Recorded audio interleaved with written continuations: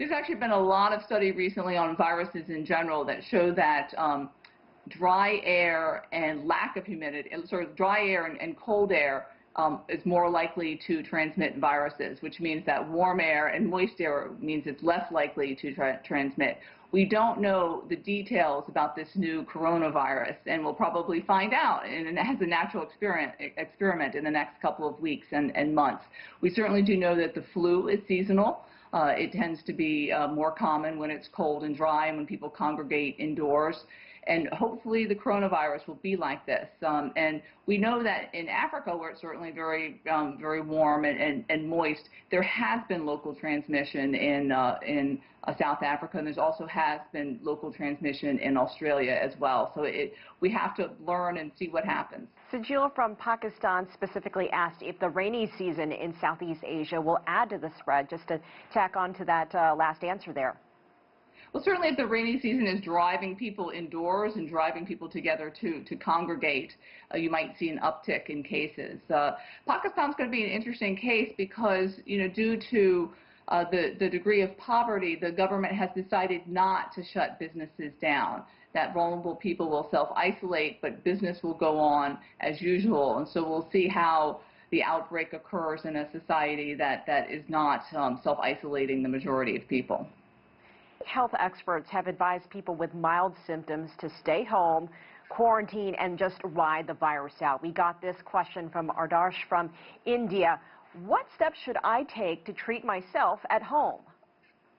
So if you think you have it, self-isolate and then just do very good health practices. Get sufficient sleep, eat a healthy diet, don't drink alcohol. Some people are thinking that zinc supplements might help. There is some general evidence that zinc can help prevent viral growth, but we don't have any data on how it works with coronavirus. But it's just general good self-care, reducing your stress. Dr. Tulenko, we've also seen many questions about the effectiveness of disinfectant wipes and sprays on cleaning the virus from surfaces. And Peter from Nairobi asked, does alcohol really help? So alcohol on surfaces can indeed clean them. So when I was in the hospital today using a computer, I wiped it down. I wiped the keyboard down, and I wiped the table it was on down before I used it. So yes, but you have to make sure that hand sanitizers and wipes that have alcohol are 60% alcohol. Otherwise, it's not effective. Ziggy from China wants to know, do surgical masks really help? There seems to be a cultural outlook here. Ziggy mentioned that many American experts think that surgical masks don't help, but opinions seem to differ in Asia. I think you hear American and European advisors saying don't wear a surgical mask because of the shortages.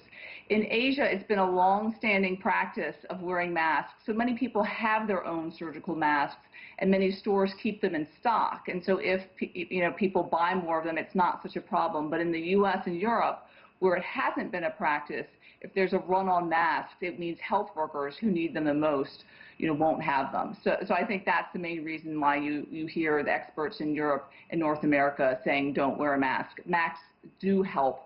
There's also another concern that maybe if you're touching your face so much adjusting the mask, you might be more likely to infect yourself. So if you do wear a mask, wear it right and don't touch your face.